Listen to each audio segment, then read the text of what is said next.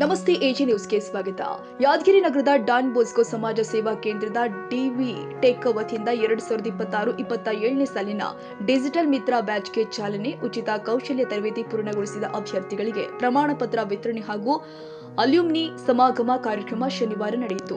ಕಾರ್ಯಕ್ರಮದ ಅಧ್ಯಕ್ಷತೆ ವಹಿಸಿದ್ದ ಡಾನ್ ಬೋಸ್ಕೋ ಸಮಾಜ ಸೇವಾ ಕೇಂದ್ರದ ನಿರ್ದೇಶಕ ಫಾದರ್ ಶಾಬು ಫ್ರಾನ್ಸಿಸ್ ಮಾತನಾಡಿ, ಕಳೆದ 2 ವರ್ಷಗಳಲ್ಲಿ 294 ಅಭ್ಯರ್ಥಿಗಳಿಗೆ ತರಬೇತಿ ಕೊಡಲಾಗಿದ್ದು, ಅವರಲ್ಲಿ 242 ಮಂದಿ ವಿವಿಧ ಕಂಪನಿಗಳಲ್ಲಿ ಉದ್ಯೋಗ ಪಡೆದಿದ್ದಾರೆ ಎಂದಿದ್ದಾರೆ. 2024-25ನೇ ಸಾಲಿನಲ್ಲಿ 121 ಅಭ್ಯರ್ಥಿಗಳಲ್ಲಿ 93 ಮಂದಿ ಉದ್ಯೋಗ ಪಡೆದಿದ್ದು, ಪ್ರತಿ ತಿಂಗಳು ಸುಮಾರು 16 ಲಕ್ಷ ಆದಾಯ ಜಿಲ್ಲೆಗೆ ಹರಿದು ಬರ್ತಾ ಇದೆ.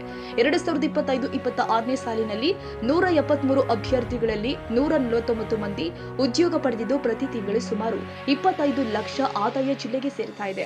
ಉಚಿತ ಕೌಶಲ್ಯ ತರಬೇತಿ ಮೂಲಕ ಯುವಕರ ಆರ್ಥಿಕ ಸಬಲೀಕರಣಕ್ಕೆ ಸಂಸ್ಥೆ ನಿರಂತರವಾಗಿ ಶ್ರಮಿಸ್ತಾ ಇದೆ ಎಂದಿದ್ದಾರೆ. ಕಾರ್ಯಕ್ರಮ ಉದ್ಘಾಟಿಸಿದ ಡಾನ್ ಬೋಸ್ಕೋ ಸಂಸ್ಥೆಯ ರೆಕ್ಟರ್ ಹಾಗೂ ಮ್ಯಾನೇಜರ್ ಫಾದರ್ ಎಸ್ಜಿ ಜಾರ್ಜ್ ಮಾತನಾಡಿ, ಡಿಬಿ ಟೆಕ್ ಮೂಲಕ ಉದ್ಯೋಗ ಪಡೆದ ಅಭ್ಯರ್ಥಿಗಳಿಂದ ವರ್ಷಕ್ಕೆ ಸುಮಾರು 3 ಕೋಟಿ ಆದಾಯ ಯಾದಗಿರಿ ಜಿಲ್ಲೆಯ ಆರ್ಥಿಕತೆಗೆ ಸೇರ್ತಾ ಇದೆ. ನಿರುದ್ಯೋಗ ನಿರ್ಮೂಲನೆಗೆ ಡಾನ್ ಬೋಸ್ಕೋ ಸಂಸ್ಥೆ ಮಹತ್ವದ ಕೊಡುಗೆ ಕೊಡ್ತಾ ಇದೆ ಎಂದಿದ್ದಾರೆ.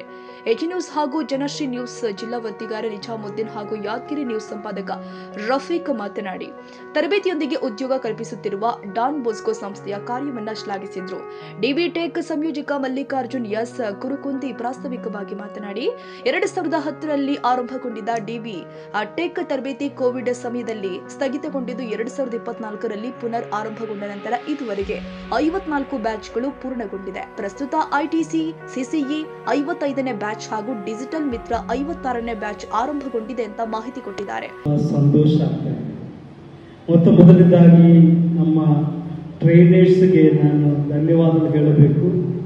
4 ಜನ, ಒಬ್ಬರು ಈಸ್ಟ್, ಒಬ್ಬರು ವೆಸ್ಟ್, ಒಬ್ಬರು ಸೌತ್, ಹಂಗೆ 4 ದೇಶಗಳಲ್ಲಿದ್ದವ್ರನ್ನ ಸೇರಿಸಿ ಒಂದಾಗಿ ಒಗ್ಗಟ್ಟಾಗಿ ಅವರಿಗೆ ಟ್ರೈನಿಂಗ್ ಕೊಟ್ಟು ಅವರಿಂದ ಸಾಧ್ಯವಲ್ಲದೆ ಹೇಳಿದ ವಿಷಯಗಳು ಸಾಧ್ಯ ಆಗ್ತದೆ ಹೇಳಿಕೊಟ್ಟು ಅವರಿಂದ ಮಾಡಿಸಿ ಇವತ್ತು ಗೆದ್ದಿರುವ ನಮ್ಮ ಡೊಂಬೋಸ್ಕೋ ಸಂಸ್ಥೆಗೆ ಹೆಮ್ಮೆ ಕೊಟ್ಟದಾಗಿ ನನಗೆ ತುಂಬ ಸಂತೋಷ ಆಗ್ತಾ ಇದೆ. ಹಾಗಾಗಿ ದೇವರಿಗೆ ಫಸ್ಟ್ ನಾನು ಧನ್ಯವಾದ ಹೇಳುತ್ತೇನೆ. ಈ ಸಂದರ್ಭದಲ್ಲಿ ಹೊಸ ಬ್ಯಾಚಿನ ಅಭ್ಯರ್ಥಿಗಳಿಗೆ ತರಬೇತಿ ಕಿಟ್ಗಳನ್ನು ಕೂಡ ವಿತರಣೆ ಮಾಡಲಾಗಿದೆ.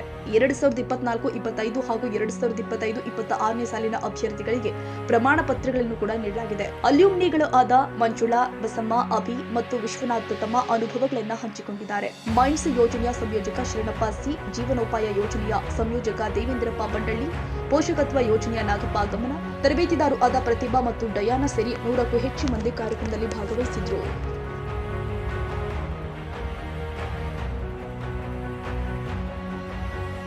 ಕನ್ನಡಿಗರ ಮೆಚ್ಚಿನ ನಿಮ್ಮ ಎಜೆ 24/7 ನ್ಯೂಸ್ ಕನ್ನಡ ವಾಹಿನಿ ಇದೀಗ ಟಿವಿಯಲ್ಲಿ ಲಭ್ಯ. ವೇಳೆ ನೋಟಿಸ್ ಕೊಟ್ಟಿದ್ರೆ ವಾಪಸ್ ತಗೋತೀವಿ. ಇವತ್ತು ವಕ್ಫ್ ಪ್ರಾಪರ್ಟಿ ಅಂತೇಳಿ ಬರ್ತದೆ ಅಂತ ಹೇಳಿದ್ರೆ ರೈತರ ಬೀದಿಗೆ ಬಂದ್ರೆ ಏನ್ ಮಾಡ್ಬೇಕಾಗತ್ತೆ? ಯಾರು ವೋಟ್ ಹಾಕಲಿಲ್ಲ ಅಂದ್ರೆ ಗ್ಯಾರಂಟಿನೆಲ್ಲ ಸ್ಟಾಪ್ ಮಾಡ್ಬಿಡ್ತೀವಿ.